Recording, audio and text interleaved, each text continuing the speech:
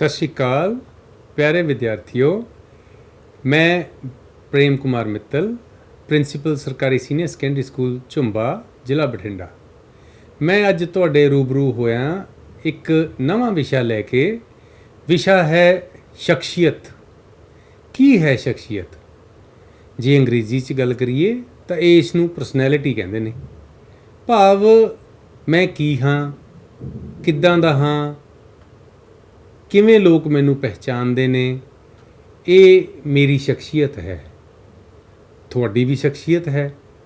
तो शख्सियत किद्दां दी होनी चाहिए है, शख्सियत की चीज़ हुंदी है, शख्सियत क्यों वधिया होवे, ये सारियां गल्लां अज आपां इत्थे करांगे। सब तो पहला मैं तुहानूं समझाउणा चाहुंदा हाँ कि शख्सियत की चीज़ है। शख्सियत एक व्यक्ति दा समुच्च है। समुच्च तो भाव ਉਹ ਵਿਅਕਤੀ ਕਿੱਦਾਂ ਉੱਠਦਾ, ਬੈਠਦਾ, ਖਾਂਦਾ, ਪੀਂਦਾ, ਆਉਂਦਾ, ਜਾਂਦਾ, ਸੌਂਦਾ, ਜਾਗਦਾ ਹੈ, ਕਿਸ ਤਰ੍ਹਾਂ ਦਾ ਉਸ ਦਾ ਮਾਨਸਿਕ ਪੱਧਰ ਹੈ, ਕਿੱਦਾਂ ਉਹ ਹਰ ਕੰਮ ਆਪਣੀ ਜ਼ਿੰਦਗੀ ਵਿੱਚ ਖਿੜੇ ਮੱਥੇ ਲੈਂਦਾ ਹੈ ਜਾਂ ਕਰਦਾ ਹੈ। ਇਹ ਸਾਰੀਆਂ ਚੀਜ਼ਾਂ ਉਸ ਦੀ ਸ਼ਖਸੀਅਤ 'ਤੇ ਬਹੁਤ ਡੂੰਘੇ ਤਰੀਕੇ ਨਾਲ ਅਸਰ ਛੱਡਦੀਆਂ ਨੇ। ਭਾਵ ਇਹਨਾਂ ਸਾਰੀਆਂ ਨੂੰ ਇਕੱਠਿਆਂ ਹੀ शख्सियत कहा जा सकता है। तो मनुख का जो आचरण है, जो उसका करैक्टर है, जो उसकी अप्रोच है जिंदगी वाल, कम्मां वाल, जिम्मेवारियां वाल, ये उन्हां दा एक परछावां है। अपने आप नूं समाज विच किसी तहजीब नाल, किसी सलीके नाल पेश करन दी जो गल है, उस नूं असीं उस व्यक्ति दा परसनैलिटी दा लैवल या उस व्यक्ति दी शख्सियत कहने हाँ।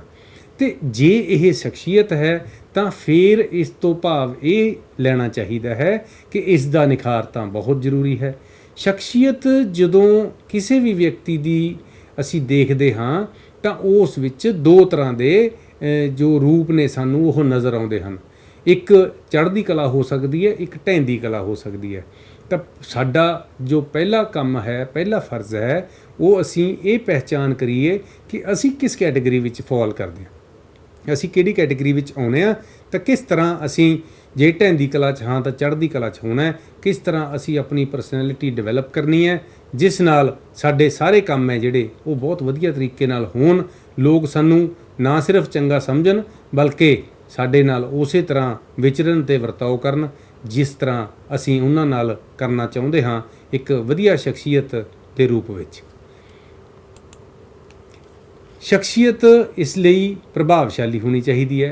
इंप्रैसिव, प्रभावशाली तो भाव इंप्रैसिव, यानी व्यक्ति नूं देख के इदां लगदा होवे कि हाँ ये इसकी शख्सियत है। जिमें जे कोट पाया वाइट कलर का, स्टैथो लगा, हॉस्पिटल च एक रोब नाल एक व्यक्ति जा रहा, तो सानू उसकी परसनैलिटी तो की समझ आती है कि ये एक डॉक्टर है। इस तरीके जो ड्रैस कोड ने एक व्यक्ति का वो उस दे किरदार नूं उस दे प्रोफैशन नाल, उस दी जिम्मेवारी नाल जोड़ते हुए उसनूं रिप्रजेंट करदा। एक फौजी अपनी वर्दी विच, एक स्टूडेंट अपनी वर्दी विच अपनी शख्सियत नूं पेश करदा। पेश किवें करदा? जे उसकी वर्दी साफ सुथरी है तो वो एक वधिया शख्सियत के रूप में पेश होंदा। जे वो पुरानी बिना प्रैस की या गंदी यूनीफॉर्म पा के भी तुरया फिरदा है तो एक वधिया परसनैलिटी के रूप में वो अपने आप को पेश नहीं कर रहा। यानी तुसी फ़र्क समझ गए होंगे कि असी अपने आप नूं एक वधिया प्रजेंटेबल तरीके विच समाज विच लैके विचरना हुंदा है। ਉਹੀ ਸਾਡੀ ਸ਼ਖਸੀਅਤ ਦੇ ਨੂੰ ਜੋ ਹੈ ਰਿਪਰੈਜ਼ੈਂਟ ਕਰਦਾ, ਉਸ ਨੂੰ ਇੱਕ ਵਧੀਆ ਤਰੀਕੇ ਨਾਲ ਪੇਸ਼ ਕਰਦਾ। ਸ਼ਖਸੀਅਤ ਕਿੱਦਾਂ ਦੀ ਹੋਣੀ ਚਾਹੀਦੀ ਹੈ? ਇਸ ਵਿੱਚ ਦੂਜੀ ਅਹਿਮ ਚੀਜ਼ ਹੈ ਸਾਡੀ ਸੋਚ। ਸਾਡੀ ਸੋਚ ਸਕਾਰਾਤਮਕ ਹੋਣੀ ਚਾਹੀਦੀ ਹੈ।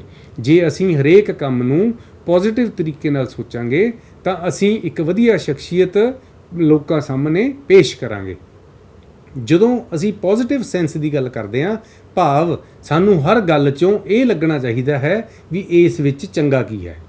ਜੇ ਅਸੀਂ ਹਰੇਕ ਚੀਜ਼ 'ਚ ਨੁਕਸ ਲੱਭੀ ਜਾਵਾਂਗੇ, ਮਾੜੀ ਚੀਜ਼ ਲੱਭੀ ਜਾਵਾਂਗੇ, ਤਾਂ ਅਸੀਂ ਆਪਣੀ ਸੋਚ ਨੂੰ ਉੱਥੇ ਤੱਕ ਹੀ ਸੀਮਿਤ ਕਰ ਲਾਂਗੇ।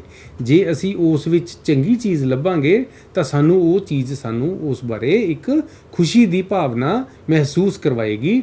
ਸਾਨੂੰ ਇਹ ਨਹੀਂ ਕਿ ਅਸੀਂ ਉਸ ਵਿੱਚ ਮਾੜੀ ਚੀਜ਼ ਨਹੀਂ ਦੇਖਣੀ ਹੈ, ਪਰ ਮਾੜੀ ਚੀਜ਼ ਦੇਖ ਕੇ ਉਸ ਨੂੰ ਚੰਗੀ ਕਿਵੇਂ ਬਣਾਉਣਾ ਹੈ ਇਸ ਬਾਰੇ ਸੋਚਣਾ ਹੈ। ਤਾਂ ਇਸ ਤਰੀਕੇ ਨਾਲ ਉਸ ਵਿਅਕਤੀ ਦੀ ਜਿਹੜੀ ਸੋਚ ਹੈ ਉਹ ਸਕਾਰਾਤਮਕ ਹੋਣੀ ਚਾਹੀਦੀ ਹੈ। ਉਸ ਵਿਅਕਤੀ ਅੰਦਰ ਕੰਮ ਕਰਨ ਦਾ ਜੋਸ਼ ਹੋਣਾ ਚਾਹੀਦਾ ਹੈ, ਜਜ਼ਬਾ ਹੋਣਾ ਚਾਹੀਦਾ ਹੈ। ਉਹਦੇ ਜੋਸ਼ ਅਤੇ ਜਜ਼ਬੇ ਨੂੰ ਉਸ ਦੀ ਸ਼ਖਸੀਅਤ ਪ੍ਰੈਜ਼ੈਂਟ ਕਰਦੀ ਹੋਵੇ, ਯਾਨੀ ਉਸ ਦੀ ਸ਼ਖਸੀਅਤ ਉਸ ਦੇ ਜੋਸ਼ ਅਤੇ ਉਸ ਦੇ ਜਜ਼ਬੇ ਦਾ ਪ੍ਰਤੀਬਿੰਬ ਹੋਵੇ। ਇਹੀ ਉਸ ਵਿਅਕਤੀ ਦੀ ਸ਼ਖਸੀਅਤ ਨੂੰ ਸਹੀ ਤਰੀਕੇ ਨਾਲ ਰਿਪਰੈਜ਼ੈਂਟ ਕਰਦਾ। ਜੇ ਅਸੀਂ ਸ਼ਖਸੀਅਤ ਦਾ ਨਿਖਾਰ ਕਰਨਾ ਹੈ ਤਾਂ ਕਿਉਂ ਕਰਨਾ ਹੈ? ਸ਼ਖਸੀਅਤ ਦਾ ਨਿਖਾਰ ਸਾਨੂੰ ਹੋਰ ਪ੍ਰਭਾਵਸ਼ਾਲੀ ਬਣਨ ਲਈ ਕਰਨਾ ਹੈ, ਤਾਂ ਕਿ ਜਦੋਂ ਅਸੀਂ ਗੱਲ ਰੱਖੀਏ ਤਾਂ ਸਾਡੀ ਗੱਲ ਨਾਲ ਲੋਕ ਸਹਿਮਤ ਹੋਣ, ਲੋਕ ਸਾਡੀ ਗੱਲ ਸੁਣ ਕੇ ਆਪਣੀ ਰਾਏ ਬਣਾਉਣ, ਅਤੇ ਜੇ ਕਿਤੇ ਸਾਡੇ ਨਾਲ ਉਹਨਾਂ ਦਾ ਉਸ ਵਿਸ਼ੇ 'ਤੇ ਮਤਭੇਦ ਹੈ ਤਾਂ ਉਹ ਇੱਕ ਹੈਲਦੀ ਡਿਸਕਸ਼ਨ ਕਰਕੇ ਉਸ ਨੂੰ ਠੀਕ ਕਰਨ। ਦੂਸਰਾ, ਜੇ ਸਾਡੀ ਸੋਚ ਨਕਾਰਾਤਮਕ ਹੈ ਜਾਂ ਸਾਹਮਣੇ ਵਾਲੇ ਵਿਅਕਤੀ ਦੀ ਸੋਚ ਨਕਾਰਾਤਮਕ ਹੈ ਤਾਂ ਅਸੀਂ ਉਸ ਨੂੰ ਕਿਵੇਂ ਸਕਾਰਾਤਮਕ 'ਚ ਚੇਂਜ ਕਰਨਾ ਹੈ, ਇਸ ਲਈ ਵੀ ਸ਼ਖਸੀਅਤ ਦਾ ਨਿਖਾਰ ਜ਼ਰੂਰੀ ਹੈ। ਤੀਸਰਾ, ਜਦੋਂ ਤੱਕ ਅਸੀਂ ਆਪਣਾ ਸਰਬਪੱਖੀ ਵਿਕਾਸ ਨਹੀਂ ਕਰਦੇ ਉਦੋਂ ਤੱਕ ਸਾਡੀ ਸ਼ਖਸੀਅਤ ਜਿਹੜੀ ਹੈ ਵੈਲ ਬੈਲੈਂਸਡ ਵਧੀਆ ਤਰੀਕੇ ਨਾਲ ਡਿਵੈਲਪ ਨਹੀਂ ਹੋਏਗੀ। ਇਸ ਲਈ ਸ਼ਖਸੀਅਤ ਦਾ ਨਿਖਾਰ ਸਰਬਪੱਖੀ ਵਿਕਾਸ ਲਈ ਵੀ ਬਹੁਤ ਜ਼ਰੂਰੀ ਹੈ। ਫਿਰ ਹੀ ਵਿਅਕਤੀ ਆਪਣੀ ਜ਼ਿੰਦਗੀ ਵਿੱਚ, ਆਪਣੇ ਕੈਰੀਅਰ ਵਿੱਚ, ਆਪਣੇ ਮਨੋਰਥ ਵਿੱਚ ਸਫਲਤਾ ਹਾਸਲ ਕਰ ਸਕਦਾ। ਹਰ ਕੰਮ ਵਿੱਚ ਇਸੇ ਸਫਲਤਾ ਨੂੰ ਯਕੀਨੀ ਬਣਾਉਣ ਲਈ ਵੀ ਸ਼ਖਸੀਅਤ ਦਾ ਨਿਖਾਰ ਬਹੁਤ ਅਹਿਮ ਰੋਲ, ਬਹੁਤ ਅਹਿਮ ਭੂਮਿਕਾ ਨਿਭਾਉਂਦਾ ਹੈ। ਇਸ ਲਈ ਹੁਣ ਤੱਕ ਜੋ ਅਸੀਂ ਸਮਝਿਆ ਉਹ ਇਹ ਕਿ ਸ਼ਖਸੀਅਤ ਕੀ ਚੀਜ਼ ਹੈ, ਸ਼ਖਸੀਅਤ ਦਾ ਨਿਖਾਰ ਕਿਉਂ ਕਰਨਾ ਚਾਹੀਦਾ ਹੈ, ਅਤੇ ਸ਼ਖਸੀਅਤ ਦਾ ਨਿਖਾਰ ਕਰਨ ਉਪਰੰਤ ਸਾਨੂੰ ਕੀ ਲਾਭ ਮਿਲ ਸਕਦੇ ਹਨ। ਹੁਣ ਅਸੀਂ ਇਹ ਦੇਖਣਾ ਹੈ ਕਿ ਮੇਰੀ ਸ਼ਖਸੀਅਤ ਕਿੱਦਾਂ ਦੀ ਹੈ।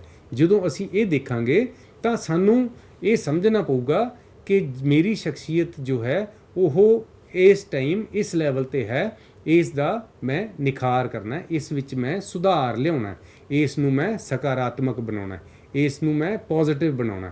ਤਾਂ ਉਹਦੇ ਲਈ ਮੈਨੂੰ ਕਈ ਪੱਧਰਾਂ 'ਤੇ ਕੰਮ ਕਰਨਾ ਪਏਗਾ। ਕਿਹੜੇ ਪੱਧਰ ਹੋ ਸਕਦੇ ਆ? ਮਾਨਸਿਕ ਵਿਕਾਸ ਕਰਨਾ ਪਏਗਾ, ਸਰੀਰਕ ਵਿਕਾਸ ਕਰਨਾ ਪਏਗਾ, ਸਮਾਜਿਕ ਸੱਭਿਆਚਾਰਕ ਵਿਕਾਸ ਕਰਨਾ ਪਏਗਾ, ਬੌਧਿਕ ਵਿਕਾਸ ਕਰਨਾ ਪਏਗਾ। ਭਾਵ ਹਰ ਪੱਖੋਂ ਸਾਨੂੰ ਵਿਕਸਿਤ ਹੋਣਾ ਪਏਗਾ, ਫਿਰ ਸਾਡੀ ਸ਼ਖਸੀਅਤ ਦਾ ਨਿਖਾਰ ਹੋਏਗਾ। ਸਰੀਰਕ ਵਿਕਾਸ ਤੋਂ ਭਾਵ ਹੈ ਤੰਦਰੁਸਤ ਰਹਿਣਾ, ਵਧੀਆ ਭੋਜਨ ਖਾਣਾ ਅਤੇ ਇੱਕ ਵਧੀਆ ਲੁੱਕ ਦੇਣਾ। ਇੱਕ ਵਿਅਕਤੀ ਨੂੰ ਦੇਖ ਕੇ ਅਸੀਂ ਇਹ ਦੱਸ ਸਕਦੇ ਹਾਂ ਕਿ ਉਹ ਵਿਅਕਤੀ ਵਧੀਆ ਬੈਲੈਂਸਡ ਨਿਊਟ੍ਰੀਸ਼ਨ ਡਾਈਟ ਲੈ ਰਿਹਾ ਹੈ ਕਿ ਨਹੀਂ ਲੈ ਰਿਹਾ। ਜੋ ਕੁਪੋਸ਼ਣ ਦੇ ਸ਼ਿਕਾਰ ਹੁੰਦੇ ਨੇ ਉਹ ਵਧੀਆ ਸ਼ਖਸੀਅਤ ਦੇ ਮਾਲਕ ਨਹੀਂ ਹੁੰਦੇ। ਇਸੇ ਕਰਕੇ ਸਾਨੂੰ ਸਰੀਰਕ ਵਿਕਾਸ 'ਤੇ ਜ਼ੋਰ ਦੇਣਾ ਚਾਹੀਦਾ ਹੈ। ਸਾਨੂੰ ਵਧੀਆ ਤੰਦਰੁਸਤ ਤਾਜ਼ਾ ਭੋਜਨ ਖਾਣਾ ਚਾਹੀਦਾ ਹੈ ਜੋ ਸਾਨੂੰ ਸਰੀਰ ਵਿੱਚ ਸਾਰੇ ਲੋੜੀਂਦੇ ਤੱਤ ਲੋੜੀਂਦੀ ਮਾਤਰਾ ਵਿੱਚ ਪ੍ਰੋਵਾਈਡ ਕਰਨ। ਦੂਸਰਾ, ਮਾਨਸਿਕ ਵਿਕਾਸ। ਜਦੋਂ ਅਸੀਂ ਮਾਨਸਿਕ ਵਿਕਾਸ ਦੀ ਗੱਲ ਕਰਦੇ ਹਾਂ ਤਾਂ ਅਸੀਂ ਗੱਲ ਕਰਦੇ ਹਾਂ ਸਾਡੇ ਮੈਂਟਲ ਲੈਵਲ ਦੀ, ਸਾਡੀ ਸੋਚ ਦੀ। ਜਦੋਂ ਅਸੀਂ ਸੋਚ ਦੀ ਗੱਲ ਕਰਾਂਗੇ ਤਾਂ ਅਸੀਂ ਇਸ ਪੁਆਇੰਟ 'ਤੇ ਫੋਕਸ ਕਰਾਂਗੇ ਕਿ ਅਸੀਂ ਨਕਾਰਾਤਮਕ ਸੋਚ ਨਹੀਂ ਰੱਖਣੀ, ਪੋਜ਼ਿਟਿਵ ਸੋਚ ਰੱਖਣੀ ਹੈ, ਸਕਾਰਾਤਮਕ ਸੋਚ ਰੱਖਣੀ ਹੈ। ਤਾਂ ਉਸ ਲਈ ਸਾਨੂੰ ਆਪਣਾ ਦਿਮਾਗ ਵਿਕਸਿਤ ਕਰਨਾ ਪਏਗਾ। ਸਾਨੂੰ ਵੱਖ-ਵੱਖ ਸਿਚੁਏਸ਼ਨਸ ਦੇ ਵਿੱਚ ਹਰੇਕ ਚੀਜ਼ ਨੂੰ ਐਨਾਲਾਈਜ਼ ਕਰਕੇ ਉਸ 'ਚ ਚੰਗਾ ਕੀ ਹੈ, ਮਾੜਾ ਕੀ ਹੈ, ਉਸ ਨੂੰ ਸਮਝਣਾ ਪਏਗਾ ਅਤੇ ਉਹਦੇ ਅਕੋਰਡਿੰਗ ਸਾਨੂੰ ਇਹ ਦੇਖਣਾ ਪਏਗਾ ਕਿ ਅਸੀਂ ਕਿਸ ਤਰੀਕੇ ਇਸ 'ਚੋਂ ਜੋ ਪੋਜ਼ਿਟਿਵ ਐਲੀਮੈਂਟ ਹੈ ਉਹ ਲੈ ਸਕਦੇ ਹਾਂ ਅਤੇ ਜੋ ਨੈਗੇਟਿਵ ਹੈ ਉਹਨੂੰ ਦੂਰ ਕਰ ਸਕਦੇ ਹਾਂ। ਇਹ ਮੈਂਟਲ ਗਰੋਥ ਹੈ, ਇਹ ਮਾਨਸਿਕ ਵਿਕਾਸ ਹੈ। ਸਮਾਜਿਕ ਸੱਭਿਆਚਾਰਕ ਵਿਕਾਸ। ਦੇਖੋ, ਕੋਈ ਵੀ ਵਿਅਕਤੀ ਘਰ ਦੇ ਅੰਦਰ ਹੀ ਨਹੀਂ ਬੈਠਾ ਰਹਿੰਦਾ। ਉਹ ਆਪਣੇ ਗਲੀ ਮੁਹੱਲੇ ਵਿੱਚ, ਪਿੰਡ ਵਿੱਚ, ਸਮਾਜ ਵਿੱਚ, ਸ਼ਹਿਰ ਵਿੱਚ ਸਭ ਜਗ੍ਹਾ ਜੋ ਹੈ ਵਿਚਰਦਾ ਹੈ। ਤਾਂ ਜਦੋਂ ਵੀ ਉਹ ਕਿਤੇ ਜਾਏਗਾ ਉਹ ਕਿਸੇ ਨਾ ਕਿਸੇ ਹੋਰ ਵਿਅਕਤੀ ਨਾਲ ਇੰਟਰੈਕਟ ਕਰੇਗਾ, ਉਸ ਨਾਲ ਗੱਲਬਾਤ ਕਰੇਗਾ, ਉਸ ਨੂੰ ਕੁਝ ਪੁੱਛੇਗਾ, ਕੁਝ ਦੱਸੇਗਾ। ਤਾਂ ਜੋ ਉਸ ਦਾ ਪੁੱਛਣਾ ਦੱਸਣਾ ਹੈ, ਜੋ ਉਸ ਦਾ ਉਹ ਗੱਲ ਕਰਨਾ ਹੈ, ਉਸ ਚੀਜ਼ 'ਤੇ ਬਹੁਤ ਤਰ੍ਹਾਂ ਨਿਰਭਰ ਕਰਦਾ ਹੈ ਕਿ ਉਹ ਵਿਅਕਤੀ ਆਪਣਾ ਪ੍ਰਤੀਬਿੰਬ, ਆਪਣੀ ਪਰਸਨੈਲਿਟੀ ਦੀ ਰਿਫਲੈਕਸ਼ਨ ਕਿਸ ਤਰ੍ਹਾਂ ਦੇ ਰਿਹਾ ਹੈ। ਜੇ ਉਹ ਵਧੀਆ ਵੈਲ ਡਰੈਸਡ ਹੈ ਅਤੇ ਇੱਕ ਪੂਰੇ ਕੌਨਫੀਡੈਂਸ ਨਾਲ ਜਵਾਬ ਦੇ ਰਿਹਾ ਹੈ ਤਾਂ ਉਹ ਇੱਕ ਵਧੀਆ ਪਰਸਨੈਲਿਟੀ ਦੇ ਰੂਪ ਵਿੱਚ ਆਪਣੇ ਆਪ ਨੂੰ ਵਿਅਕਤ ਕਰ ਰਿਹਾ ਹੈ।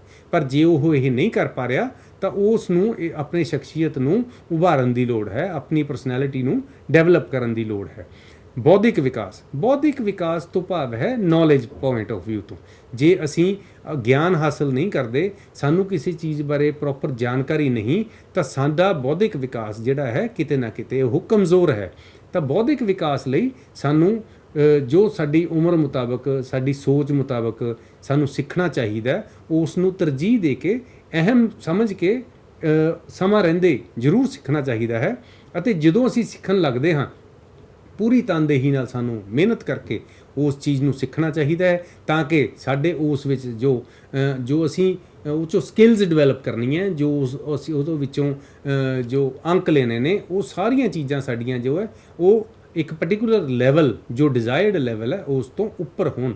ਜਦੋਂ ਇਹ ਚੰਗੀਆਂ ਚੀਜ਼ਾਂ ਸਾਨੂੰ ਮਿਲਣਗੀਆਂ, ਫਿਰ ਹੀ ਅਸੀਂ ਆਪਣੀ ਸ਼ਖਸੀਅਤ ਨੂੰ ਇੱਕ ਵਧੀਆ ਤਰੀਕੇ ਨਾਲ ਪੇਸ਼ ਕਰ ਸਕਾਂਗੇ, ਆਲੇ ਦੁਆਲੇ ਦੇ ਲੋਕਾਂ ਵਿੱਚ ਇਸ ਚੀਜ਼ ਨੂੰ ਵਧੀਆ ਤਰੀਕੇ ਨਾਲ ਡਿਸਪਲੇ ਕਰ ਸਕਾਂਗੇ। ਤਾਂ ਸਾਡੇ ਸਰਬਪੱਖੀ ਵਿਕਾਸ ਨਾਲ ਹੀ ਜਿਹੜਾ ਹੈ ਉਹ ਇਹ ਜੁੜਿਆ ਹੋਇਆ ਹੈ ਸ਼ਖਸੀਅਤ ਦਾ ਨਿਖਾਰ। ਤਾਂ ਮੈਂ ਹੁਣ ਜੇ ਆਪਣੇ ਆਪ ਤੋਂ ਸੋਚਣਾ ਸ਼ੁਰੂ ਕਰਾਂ ਤਾਂ ਕਿਵੇਂ ਸੋਚਾਂਗਾ ਕਿ ਮੇਰੀ ਸ਼ਖਸੀਅਤ ਨੂੰ ਕਿਸ ਤਰ੍ਹਾਂ ਦੇ ਨਿਖਾਰ ਦੀ ਲੋੜ ਹੈ? ਤਾਂ ਮੈਨੂੰ ਪਹਿਲਾਂ ਆਪਣਾ ਮੁਲਾਂਕਣ ਕਰਨਾ ਚਾਹੀਦਾ ਹੈ। ਇਹ ਹੈ ਸਵੈ ਸ਼ਖਸੀ ਮੁਲਾਂਕਣ। ਮੈਂ ਸਾਰੇ ਕੰਮ ਸੋਚ ਕੇ ਕਰਦਾ? ਜੇ ਮੈਂ ਸੋਚ ਕੇ ਨਹੀਂ ਕਰਦਾ, ਭਾਵ ਮੈਂ ਬੌਧਿਕ ਵਿਕਾਸ ਜੋ ਕੀਤਾ ਸੀ ਉਸ ਦੀ ਵਰਤੋਂ ਤਾਂ ਕਰ ਹੀ ਨਹੀਂ ਰਿਹਾ, ਤਾਂ ਮੈਨੂੰ ਆਪਣੇ ਬੌਧਿਕ ਵਿਕਾਸ ਦੇ ਕੀਤੇ ਹੋਣ ਦਾ ਲਾਹਾ ਲੈਣ ਲਈ ਹਰ ਗੱਲ ਸੋਚ ਸਮਝ ਕੇ ਕਰਨੀ ਚਾਹੀਦੀ ਹੈ। ਕਿਤੇ ਕੋਈ ਵਿਅਕਤੀ ਕਾਹਲੀ 'ਚ ਕੋਈ ਫੈਸਲਾ ਕਰ ਸਕਦਾ, ਕਿਤੇ ਇੱਦਾਂ ਵੀ ਫੈਸਲਾ ਕਰ ਸਕਦਾ ਹੈ ਕਿ ਮੈਨੂੰ ਕਿਹੜਾ ਇੱਥੇ ਕੋਈ ਦੇਖ ਰਿਹਾ, ਭਾਵ ਕੋਈ ਬੰਦ ਛੁੱਟੀ ਵਾਲੇ ਦਿਨ ਕੋਈ ਵਿਅਕਤੀ ਕਾਰ ਚਲਾ ਰਿਹਾ ਹੈ, ਦੋਨੋਂ ਸਾਈਡ ਦੇਖਦਾ ਕਿ ਕੋਈ ਹੈ ਨਹੀਂ ਤੇ ਸਿਗਨਲ ਕ੍ਰਾਸ ਕਰਦਾ ਹੈ, ਭਾਵ ਉਹ ਟ੍ਰੈਫਿਕ ਨਿਯਮ ਦੀ ਉਲੰਘਣਾ ਕਰ ਰਿਹਾ। ਜੇ ਉਹ ਇੱਦਾਂ ਕਰ ਰਿਹਾ ਹੈ ਸਿਰਫ ਇਹ ਦੇਖ ਕੇ ਕਿ ਮੈਨੂੰ ਕੋਈ ਦੇਖਦਾ ਤੇ ਨਹੀਂ, ਤਾਂ ਉਹ ਉਸ ਦੀ ਸਹੀ ਸ਼ਖਸੀਅਤ ਨੂੰ ਰਿਪਰੈਜ਼ੈਂਟ ਨਹੀਂ ਕਰਦਾ। ਉਹ ਵਿਅਕਤੀ ਆਪਣੇ ਆਪ ਵਿੱਚ ਗੁਨੇਗਾਰ ਹੈ, ਕਿਉਂਕਿ ਉਸ ਨੇ ਕਾਨੂੰਨ ਦੀ ਉਲੰਘਣਾ ਕੀਤੀ ਹੈ। ਤਾਂ ਦੂਜੇ ਪਾਸੇ ਅਸੀਂ ਜੇ ਦੇਖੀਏ ਕਿਸੇ ਦੇ ਹੋਰ ਦੇ ਸੰਦਰਭ ਵਿੱਚ, ਤਾਂ ਸਾਨੂੰ ਇਹ ਸੋਚਣ ਦੀ ਲੋੜ ਹੈ ਕਿ ਕੀ ਮੈਂ ਦੂਜਿਆਂ ਦੀ ਮਦਦ ਕਰਦਾ? ਜੇ ਮੈਂ ਮਦਦ ਕਰਦਾ ਤਾਂ ਮੈਂ ਕੀ ਸੋਚ ਕੇ ਮਦਦ ਕਰਦਾ? ਮੇਰੇ ਮਦਦ ਕਰਨ ਦੇ ਪਿੱਛੇ ਕੀ ਰਾਜ਼ ਹੈ? ਕੀ ਮੈਂ ਉਸ ਤੋਂ ਕੋਈ ਲਾਭ ਲੈਣ ਲਈ ਮਦਦ ਕਰਦਾ, ਜਾਂ ਉਸ ਦੀ ਮਦਦ ਕਰਕੇ ਮੈਨੂੰ ਕੋਈ ਅੰਦਰੂਨੀ ਖੁਸ਼ੀ ਪ੍ਰਾਪਤ ਹੁੰਦੀ ਹੈ, ਇਸ ਲਈ ਮਦਦ ਕਰਦਾ? ਤਾਂ ਇਹ ਚੀਜ਼ਾਂ ਸਾਡੀ ਸ਼ਖਸੀਅਤ ਦੇ ਦੋ ਵੱਖਰੇ ਵੱਖਰੇ ਪਹਿਲੂ ਹਨ। ਤਾਂ ਅਸੀਂ ਆਪਣੀ ਸ਼ਖਸੀਅਤ ਨੂੰ ਬੈਲੈਂਸਡ ਬਣਾਉਣ ਲਈ ਇਹਨਾਂ ਪਹਿਲੂਆਂ ਦੀ ਪਹਿਚਾਣ ਕਰਨ ਦੀ ਲੋੜ ਹੈ। ਨੈਕਸਟ ਹੈ ਕਿ ਮੈਂ ਕੋਈ ਵੀ ਕੰਮ ਕਰਨਾ ਹੈ ਤਾਂ ਹਰੇਕ ਕੰਮ ਨੂੰ ਸਮਾਂ ਚਾਹੀਦਾ। ਜੋ ਕੰਮ ਮੈਂ ਕਰਨ ਲੱਗਿਆ ਉਹ ਕੰਮ ਵਿੱਚ ਮੈਂ ਕਿੰਨਾ ਸਮਾਂ ਲਾਇਆ? ਦੂਸਰੀ ਗੱਲ, ਕੀ ਉਹ ਉਨਾ ਸਮਾਂ ਹੀ ਉਸ ਨੂੰ ਲਾਉਣਾ ਬਣਦਾ ਸੀ, ਜਾਂ ਘੱਟ ਸਮੇਂ ਵਿੱਚ ਉਹ ਕੰਮ ਕੀਤਾ ਜਾ ਸਕਦਾ ਸੀ? ਜੇ ਉਹ ਕੰਮ ਮੈਂ ਕਰ ਲਿਆ, ਬਹੁਤ ਵਧੀਆ ਤਰੀਕੇ ਨਾਲ ਕਰ ਲਿਆ, ਪਰ ਮੈਂ ਲੋੜ ਤੋਂ ਵੱਧ ਸਮਾਂ ਲਾ ਕੇ ਕੀਤਾ, ਤਾਂ ਭਾਵ ਮੈਂ ਆਪਣੀ ਜ਼ਿੰਦਗੀ ਦੇ ਕੁਝ ਇਹੋ ਜਿਹੇ ਅਹਿਮ ਪਲ ਜੋ ਕਿਸੇ ਹੋਰ ਜ਼ਰੂਰੀ ਕੰਮ ਨੂੰ ਦਿੱਤੇ ਜਾ ਸਕਦੇ ਸੀ, ਇਸ ਕੰਮ ਵਿੱਚ ਹੀ ਗਵਾ ਦਿੱਤੇ। ਯਾਨੀ ਇਹ ਮੇਰੀ ਸ਼ਖਸੀਅਤ ਦਾ ਇੱਕ ਕਮਜ਼ੋਰ ਪੱਖ ਹੈ। ਜੋ ਸਮਾਂ ਕਿਸੇ ਹੋਰ ਕੰਮ ਨੂੰ ਦਿੱਤਾ ਜਾਣਾ ਬਣਦਾ, ਤਰਜੀਹ ਦੇ ਆਧਾਰ 'ਤੇ ਪਹਿਲਾਂ ਜੇ ਇਸ ਕੰਮ ਨੂੰ ਕਰਨ ਲੱਗੇ ਹਾਂ ਤਾਂ ਇਹ ਕੰਮ ਨਿਸ਼ਚਿਤ ਸਮੇਂ ਦੇ ਵਿੱਚ ਮੁਕੰਮਲ ਕਰਕੇ ਤੇ ਅਸੀਂ ਆਪਣੇ ਦੂਸਰੇ ਕੰਮ ਨੂੰ ਬਣਦਾ ਸਮਾਂ ਦਈਏ। ਇਹ ਸਾਡੀ ਸ਼ਖਸੀਅਤ ਹੋਣੀ ਚਾਹੀਦੀ ਹੈ। ਇਸ ਤਰ੍ਹਾਂ ਦੀ ਅਸੀਂ ਪਰਸਨੈਲਿਟੀ ਡਿਵੈਲਪ ਕਰੀਏ, ਫਿਰ ਅਸੀਂ ਟਾਈਮ ਮੈਨੇਜਮੈਂਟ ਕਰ ਸਕਾਂਗੇ, ਸਮੇਂ ਦਾ ਸਦਉਪਯੋਗ ਕਰ ਸਕਾਂਗੇ। ਇਸ ਨਾਲ ਸਾਡੀ ਸ਼ਖਸੀਅਤ ਜਿਹੜੀ ਹੈ ਬੜੀ ਉੱਭਰ ਕੇ ਸਾਹਮਣੇ ਆਏਗੀ। ਜੇ ਅਸੀਂ ਕੋਈ ਕੰਮ ਕਰਨ ਲੱਗ ਜਾਂਦੇ ਹਾਂ ਤੇ ਉਸ ਕੰਮ ਦੀ ਕੋਈ ਸਮਾਂ ਸੀਮਾ ਹੀ ਨਹੀਂ ਕਿ ਕਿੰਨੇ ਚਿਰ 'ਚ ਮੁੱਕੇਗਾ, ਤਾਂ ਜਿਸ ਵਿਅਕਤੀ ਨਾਲ ਉਹ ਕੰਮ ਕੀਤਾ ਜਾ ਰਿਹਾ ਜਾਂ ਜੋ ਹੋਰ ਵਿਅਕਤੀ ਸਾਡੇ ਨਾਲ ਉਸ ਕੰਮ ਵਿੱਚ ਲੱਗੇ ਹੋਏ ਹਨ, ਉਹ ਸਾਥੋਂ ਕੀ ਐਕਸਪੈਕਟ ਕਰਦੇ ਨੇ, ਕੀ ਉਮੀਦ ਕਰਨਗੇ ਕਿ ਇਹ ਵਿਅਕਤੀ ਮੈਨੂੰ ਕਿੰਨੇ ਚਿਰ ਵਿੱਚ ਵਿਹਲਾ ਕਰੇਗਾ। ਜੇ ਅਸੀਂ ਕਿਸੇ ਨੂੰ ਇਹੀ ਨਹੀਂ ਦੱਸਦੇ ਕਿ ਅਸੀਂ ਉਹਨਾਂ ਦਾ 1 ਘੰਟਾ ਲੈਣਾ ਕਿ 8, ਤਾਂ ਅਸੀਂ ਉਸ ਚੀਜ਼ ਬਾਰੇ ਅਗਲੇ ਨੂੰ ਕਿਵੇਂ ਕਹਿ ਸਕਦੇ ਹਾਂ ਕਿ ਉਸ ਦੇ ਕੰਮ ਦੀ ਗੁਣਵੱਤਾ ਕਿੱਦਾਂ ਦੀ ਹੈ। ਜੋ ਕੰਮ ਮੈਂ ਘੰਟੇ 'ਚ ਲੈਣਾ, ਜੇ ਉਹੀ ਕੰਮ ਉਹ ਵਿਅਕਤੀ 8 ਘੰਟਿਆਂ 'ਚ ਕਰ ਰਿਹਾ, ਤਾਂ ਉਸ ਦੀ ਪਰਫਾਰਮੈਂਸ ਤਾਂ 12.5% ਰਹੀ। ਸਮਝ ਗਏ? ਤਾਂ ਇਸ ਚੀਜ਼ ਨੂੰ ਅਸੀਂ ਦੇਖਣਾ ਹੈ। ਇਹ ਚੀਜ਼ ਬਹੁਤ ਜ਼ਰੂਰੀ ਹੈ, ਕਿਉਂਕਿ ਹਰ ਵਿਅਕਤੀ ਕੋਲ ਇੱਕ ਸੀਮਿਤ ਸਮਾਂ ਹੈ, ਹਰ ਵਿਅਕਤੀ ਕੋਲੇ ਕੁਝ ਵਿਸ਼ੇਸ਼ ਗੁਣ ਨੇ। ਤਾਂ ਜਿਹੜੇ ਵਿਅਕਤੀ ਨੇ ਜਿਹੜੇ ਗੁਣ ਨੂੰ ਵਰਤਦੇ ਹੋਏ ਜਿਹੜਾ ਕੰਮ ਜਿੰਨੇ ਸਮੇਂ 'ਚ ਕਰਨਾ ਹੈ, ਜੇ ਉਹ ਨਹੀਂ ਕਰਦਾ ਤਾਂ ਉਹ ਉਸ ਦੀ ਸ਼ਖਸੀਅਤ ਨੂੰ ਪਿੱਛੇ ਨੂੰ ਖਿੱਚਦਾ ਹੈ। ਅਸੀਂ ਅਗਾਂਹ-ਵਧੂ ਸੋਚ ਲੈ ਕੇ ਜੇ ਚੱਲਦੇ ਹਾਂ ਤਾਂ ਸ਼ਖਸੀਅਤ ਨੂੰ ਇਸ ਤਰ੍ਹਾਂ ਪੇਸ਼ ਕਰਨਾ ਚਾਹੀਦਾ ਹੈ ਕਿ ਸਾਡੀ ਚੀਜ਼ ਜੋ ਅਸੀਂ ਜਿਸ ਚੀਜ਼ 'ਤੇ ਸੁਪਰੀਮੇਸੀ ਦਿਖਾਉਂਦੇ ਹਾਂ, ਜਿਸ ਚੀਜ਼ 'ਤੇ ਅਸੀਂ ਆਪਣੀ ਕਾਬਲੀਅਤ ਵਿਅਕਤ ਕਰਦੇ ਹਾਂ, ਉਸ ਚੀਜ਼ ਨੂੰ ਅਸੀਂ ਸਮਾਂ ਰਹਿੰਦੇ ਉਸ ਸਮੇਂ ਦੇ ਵਿੱਚ ਜ਼ਰੂਰ ਪੂਰਾ ਕਰੀਏ। ਤਾਂ ਇਸ ਲਈ ਵੀ ਸਾਨੂੰ ਸਾਡੀ ਸ਼ਖਸੀਅਤ ਦੇ ਨਿਖਾਰਨ ਦੀ ਜ਼ਰੂਰਤ ਹੈ। ਭਾਵ ਅਸੀਂ ਕਿਤੇ ਵੀ ਜਾਈਏ, ਸਮਾਜਿਕ ਪ੍ਰਾਣੀ ਹੋਣ ਦੇ ਨਾਤੇ ਸਾਨੂੰ ਜਿੱਥੇ ਵੀ ਕਿਤੇ ਕਿਸੇ ਨਾਲ ਕਿਸੇ ਨਾ ਕਿਸੇ ਕੰਮ, ਕਿਸੇ ਨਾ ਕਿਸੇ ਗੱਲ ਵਿੱਚ ਇੰਟਰੈਕਟ ਕਰਨਾ ਪੈਂਦਾ, ਤਾਂ ਉੱਥੇ ਅਸੀਂ ਆਪਣੇ ਆਪ ਨੂੰ ਕੁਝ ਸੈੱਟ ਸਟੈਂਡਰਡਸ, ਕੁਝ ਸੈੱਟ ਪੈਰਾਮੀਟਰਸ ਦੇ ਮੁਤਾਬਕ ਹੀ ਕੰਮ ਕਰਨਾ ਚਾਹੀਦਾ ਹੈ। ਫਿਰ ਹੀ ਅਸੀਂ ਇੱਕ ਵਧੀਆ ਪਰਸਨੈਲਿਟੀ ਡਿਸਪਲੇ ਕਰਾਂਗੇ, ਫਿਰ ਹੀ ਉਸ ਵਿਅਕਤੀ ਦੇ ਮਨ 'ਚ ਸਾਡੀ ਇੱਕ ਵਧੀਆ ਪਰਸਨੈਲਿਟੀ ਹੋਣ ਦਾ ਪ੍ਰਤੀਬਿੰਬ ਬਣੇਗਾ। ਹੁਣ ਅਸੀਂ ਗੱਲ ਕਰਾਂਗੇ ਕਿ ਜਦੋਂ ਇੱਕ ਵਿਅਕਤੀ ਵਧੀਆ ਪਰਸਨੈਲਿਟੀ ਡਿਵੈਲਪ ਕਰਦਾ ਤਾਂ ਉਸ ਵਿੱਚ ਕੀ ਕੀ ਚੀਜ਼ਾਂ ਕਵਰ ਹੋਣੀਆਂ ਚਾਹੀਦੀਆਂ। ਉਸ ਨੂੰ ਸਭ ਤੋਂ ਪਹਿਲਾਂ ਘਰੋਂ ਸ਼ੁਰੂ ਕਰਨਾ ਚਾਹੀਦਾ ਹੈ। ਉਸ ਨੂੰ ਇੱਦਾਂ ਦੇ ਕੰਮ ਕਰਨੇ ਚਾਹੀਦੇ ਜਿਨ੍ਹਾਂ 'ਤੇ ਉਹ ਫਖਰ ਮਹਿਸੂਸ ਕਰ ਸਕਦਾ ਹੋਵੇ, ਮਾਣ ਮਹਿਸੂਸ ਕਰ ਸਕਦਾ ਹੋਵੇ। He should be proud of certain things that he does for his family. ਜੋ ਉਹ ਆਪਣੇ ਪਰਿਵਾਰ ਲਈ ਕਰੇ ਉਸ ਚੀਜ਼ 'ਤੇ ਉਹਨੂੰ ਮਾਣ ਮਹਿਸੂਸ ਹੋਵੇ। ਪਰਿਵਾਰ ਲਈ ਅਸੀਂ ਕੀ ਇਹੋ ਜਿਹਾ ਕਰ ਸਕਦੇ ਹਾਂ ਜਿਸ ਨਾਲ ਸਾਨੂੰ ਮਾਣ ਮਹਿਸੂਸ ਹੋਵੇ। ਅਸੀਂ ਘਰ ਵਿੱਚ ਹੋ ਸਕਦਾ ਸਭ ਤੋਂ ਛੋਟੇ ਹੋਈਏ, ਪਰ ਜੇ ਉਸ ਉਮਰ ਵਿੱਚ ਹੁੰਦੇ ਹੋਏ ਵੀ ਅਸੀਂ ਆਪਣੀ ਮਾਤਾ ਨਾਲ ਰਸੋਈ ਵਿੱਚ, ਆਪਣੇ ਪਿਤਾ ਨਾਲ ਉਸਦੇ ਕੰਮ ਵਿੱਚ ਜੇ ਹੱਥ ਵਟਾਉਂਦੇ ਹਾਂ ਤਾਂ ਇਹ ਸਾਡੇ ਇੱਕ ਪਰਸਨੈਲਿਟੀ ਦੇ ਟਰੇਟ ਨੂੰ, ਸਾਡੀ ਸ਼ਖਸੀਅਤ ਦੇ ਇੱਕ ਗੁਣ ਨੂੰ, ਜੋ ਕਿ ਮਿਲਵਰਤਨ, ਜੋ ਕਿ ਕੰਮ ਪ੍ਰਤੀ ਲਗਨ ਨੂੰ ਰਿਪਰੈਜ਼ੈਂਟ ਕਰਦਾ, ਇਹ ਡਿਵੈਲਪ ਕਰੇਗਾ। ਇਸੇ ਤਰੀਕੇ ਅਸੀਂ ਜਦੋਂ ਸਕੂਲ ਜਾਂਦੇ ਹਾਂ ਤਾਂ ਸਕੂਲ ਵਿੱਚ ਜਾ ਕੇ ਬੈਠੇ ਹੀ ਰਹਿੰਦੇ ਹਾਂ ਜਾਂ ਅਸੀਂ ਜਾ ਕੇ ਕਲਾਸ ਵਿੱਚ ਐਕਟਿਵਲੀ ਪਾਰਟਿਸਿਪੇਟ ਕਰਦੇ ਹਾਂ। ਜਦੋਂ ਅਧਿਆਪਕ ਸਾਹਿਬਾਨ ਕੋਈ ਪ੍ਰਸ਼ਨ ਪੁੱਛਦੇ ਆ, ਹੱਥ ਖੜਾ ਕਰਦੇ ਆ, ਤਾਂ ਉੱਥੇ ਸਾਨੂੰ ਪਤਾ ਲੱਗਦਾ ਕਿ ਅਸੀਂ ਐਕਟਿਵਲੀ ਪਾਰਟਿਸਿਪੇਟ ਕਰ ਰਹੇ ਹਾਂ ਜਾਂ ਇੱਕ ਪੈਸਿਵ ਵਿਅਕਤੀ ਦੇ ਤੌਰ 'ਤੇ ਉੱਥੇ ਬੈਠੇ ਹਾਂ। ਇਹ ਚੀਜ਼ਾਂ ਸਾਡੀ ਸ਼ਖਸੀਅਤ ਨੂੰ ਇੱਕ ਰੂਪ ਦਿੰਦੀਆਂ ਨੇ। ਸਾਡੇ ਅੰਦਰ ਡਰ ਹੋ ਸਕਦਾ, ਝਾਕਾ ਹੋ ਸਕਦਾ। ਅਸੀਂ ਜੇ ਉਸ ਚੀਜ਼ ਨੂੰ ਪਾਸੇ ਨਹੀਂ ਕਰਾਂਗੇ ਤਾਂ ਸਾਡੀ ਸ਼ਖਸੀਅਤ ਕਦੇ ਡਿਵੈਲਪ ਨਹੀਂ ਹੋਏਗੀ। ਜਿਸ ਵਿਅਕਤੀ ਨੇ ਕਦੇ ਨੱਚ ਕੇ ਨਹੀਂ ਦੇਖਿਆ, ਬੋਲ ਕੇ ਨਹੀਂ ਦੇਖਿਆ, ਉਸ ਨੂੰ ਕਿੱਦਾਂ ਪਤਾ ਲੱਗੇਗਾ ਕਿ ਉਹ ਨੱਚ ਸਕਦਾ ਹੈ ਕਿ ਨਹੀਂ ਜਾਂ ਵਧੀਆ ਬੋਲ ਸਕਦਾ ਹੈ ਕਿ ਨਹੀਂ। ਤਾਂ ਅਸੀਂ ਇਹ ਚਾਹੁੰਦੇ ਹਾਂ ਕਿ ਹਰ ਵਿਅਕਤੀ ਜਦੋਂ ਵੀ, ਜਿੱਥੇ ਵੀ, ਜਿੰਨਾ ਵੀ ਸਮਾਂ ਉਸ ਨੂੰ ਉਸ ਓਪਰਚੁਨਿਟੀ 'ਚ ਮਿਲੇ, ਉਸ ਨੂੰ ਉਹ ਓਪਰਚੁਨਿਟੀ ਅਵੇਲ ਕਰਨੀ ਚਾਹੀਦੀ ਹੈ। ਜਦੋਂ ਉਹ ਅਵੇਲ ਕਰੇਗਾ ਤਾਂ ਉਸ ਨੂੰ ਜਾਂ ਤਾਂ ਸਫਲਤਾ ਮਿਲੇਗੀ ਜਾਂ ਅਸਫਲਤਾ। ਅਤੇ ਜਿਨ੍ਹਾਂ ਨੂੰ ਅਸਫਲਤਾ ਮਿਲਦੀ ਹੈ ਉਹ ਵਡਭਾਗੇ ਹੁੰਦੇ ਹਨ। ਭਾਵ ਜਿਹੜਾ ਵਿਅਕਤੀ ਇੱਕ ਵਾਰੀ ਅਸਫਲ ਹੋਇਆ, ਉਸ ਨੂੰ ਪਤਾ ਲੱਗ ਗਿਆ ਕਿ ਮੇਰੀ ਕਮੀ ਕੀ ਹੈ ਅਤੇ ਉਹ ਉਸ ਕਮੀ ਨੂੰ ਦੂਰ ਕਰਕੇ ਸਫਲ ਜ਼ਰੂਰ ਹੋਏਗਾ। ਪਰ ਜਿਹੜਾ ਪਹਿਲੀ ਵਾਰ ਹੀ ਸਫਲ ਹੋ ਗਿਆ, ਉਸ ਨੂੰ ਤਾਂ ਆਪਣੀ ਕਮੀ ਦਾ ਪਤਾ ਹੀ ਨਹੀਂ ਲੱਗਿਆ।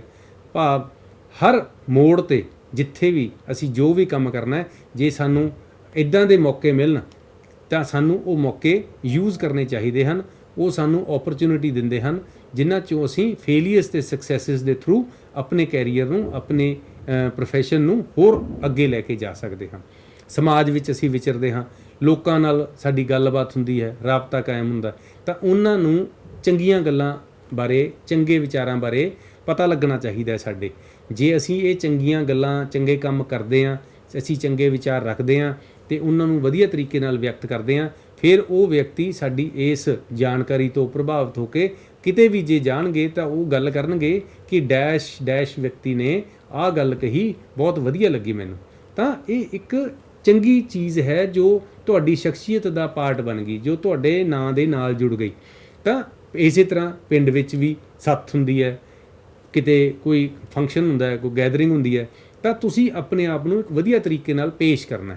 ਇਸ ਤਰੀਕੇ ਜਿਵੇਂ ਜਿਵੇਂ ਅਸੀਂ ਅੱਗੇ ਜਾਵਾਂਗੇ, ਹੋ ਸਕਦਾ ਹੈ ਆਉਣ ਵਾਲੇ ਸਮੇਂ ਵਿੱਚ ਤੁਹਾਨੂੰ ਸਟੇਟ ਲੈਵਲ 'ਤੇ, ਰਾਜ ਪੱਧਰ 'ਤੇ, ਭਾਰਤ ਲੈਵਲ 'ਤੇ, ਯਾਨੀ ਦੇਸ਼ ਪੱਧਰ 'ਤੇ ਕਿਤੇ ਨਾ ਕਿਤੇ ਇੱਦਾਂ ਹੀ ਰਿਪਰੈਜ਼ੈਂਟ ਕਰਨਾ ਪਵੇ।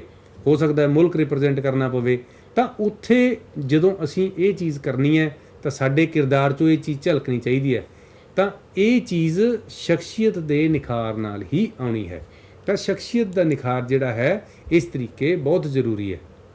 ਜਦੋਂ ਅਸੀਂ ਸ਼ਖਸੀਅਤ ਦੇ ਨਿਖਾਰ ਲਈ ਗੱਲ ਕਰਨੀ ਹੈ ਤਾਂ ਅਸੀਂ ਇਹ ਸਿੱਖਣਾ ਹੈ ਕਿ ਅਸੀਂ ਸਾਹਮਣੇ ਵਾਲੇ ਵਿਅਕਤੀ ਨੂੰ ਕਿੱਦਾਂ ਪੜ੍ਹਨਾ ਹੈ, ਕਿੱਦਾਂ ਜਾਣਨਾ ਹੈ।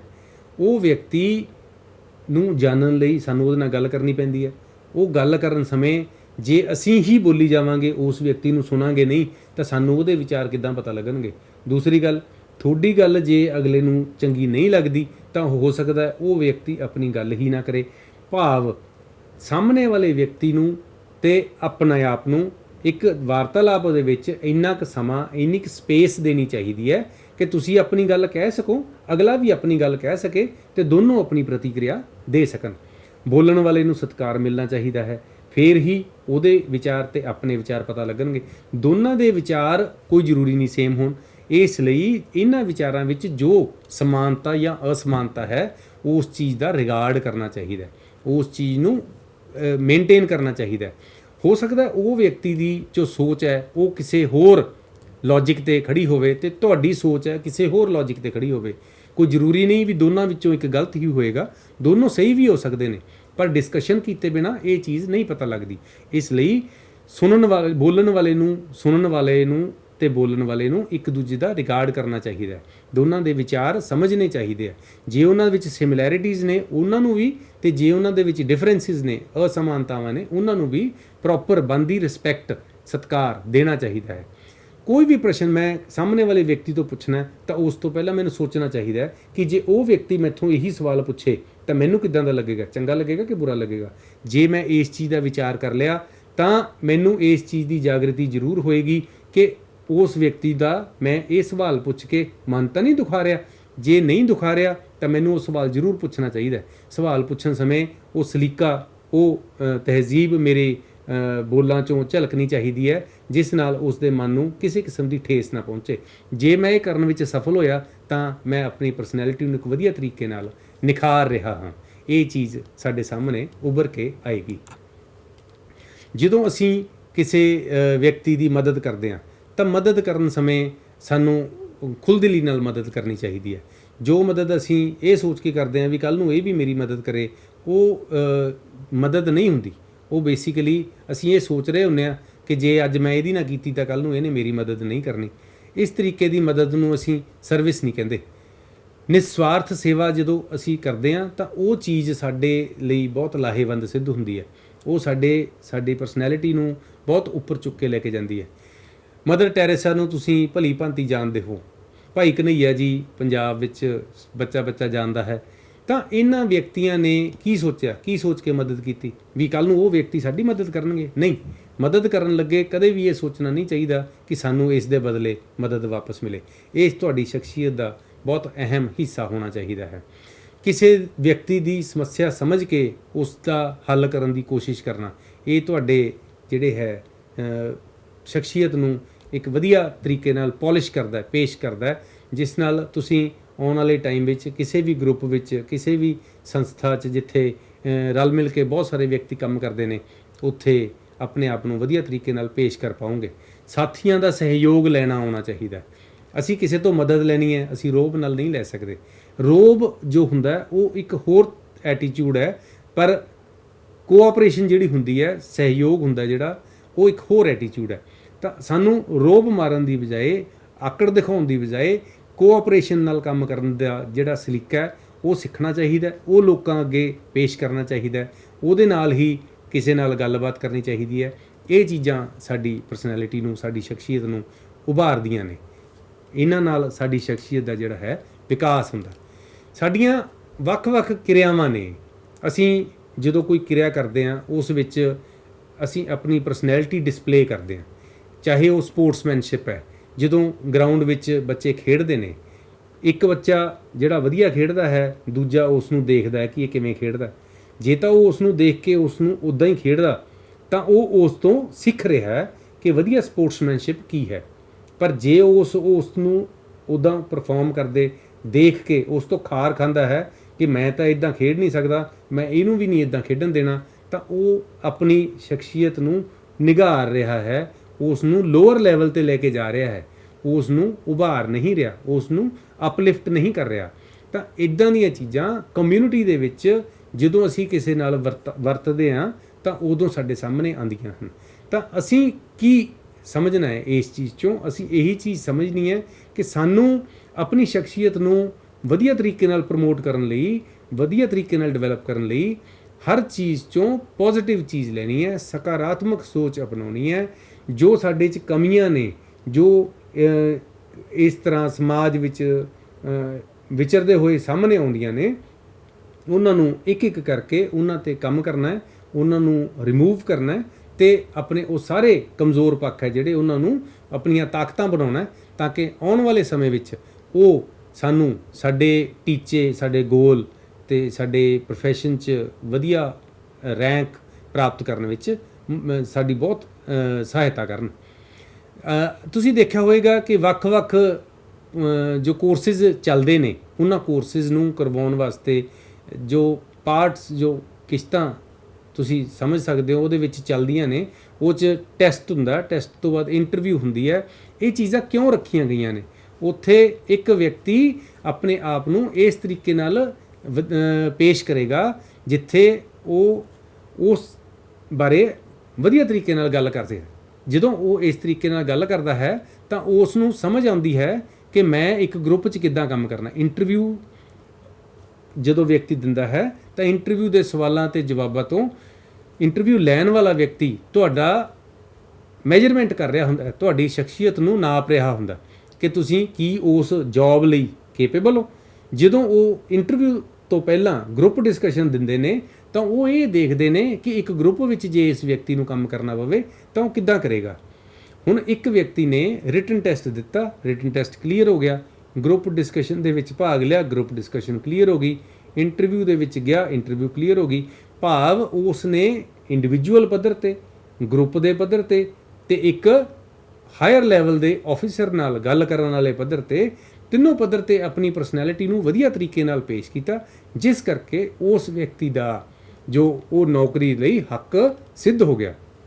ਜੋ ਵਿਅਕਤੀ ਇਕੱਲਾ ਰਿਟਨ ਟੈਸਟ ਕਲੀਅਰ ਕਰਦਾ, ਉਹਨੂੰ ਬੌਧਿਕ ਵਿਕਾਸ ਤਾਂ ਉਸ ਵਿਅਕਤੀ ਦਾ ਹੋਇਆ ਹੈ, ਪਰ ਉਹਦਾ ਜੋ ਹੈ ਉਸ ਗਰੁੱਪ ਵਿੱਚ ਕੰਮ ਕਰਨ ਦਾ ਜੋ ਸਲੀਕਾ ਹੈ ਉਹ ਪ੍ਰੋਪਰ ਨਹੀਂ ਹੈ, ਜਿਸ ਕਰਕੇ ਉਹ ਗਰੁੱਪ ਡਿਸਕਸ਼ਨ ਜਾਂ ਇੰਟਰਵਿਊ ਵਿੱਚ ਮਾਤ ਖਾ ਜਾਂਦਾ ਹੈ ਅਤੇ ਆਪਣੇ ਚਹੇਤੇ ਜਾਂ ਆਪਣੇ ਮਨਪਸੰਦ ਕੋਰਸ ਵਿੱਚ ਦਾਖਲਾ ਨਹੀਂ ਲੈ ਸਕਦਾ।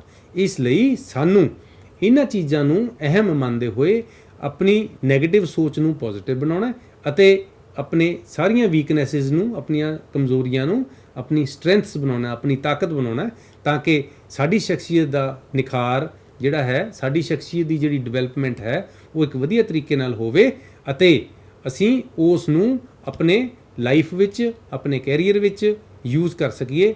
ਇਹੀ ਅੱਜ ਦਾ ਆਪਣਾ ਜੋ ਵਿਸ਼ਾ ਸੀ। ਬਹੁਤ ਬਹੁਤ ਧੰਨਵਾਦ।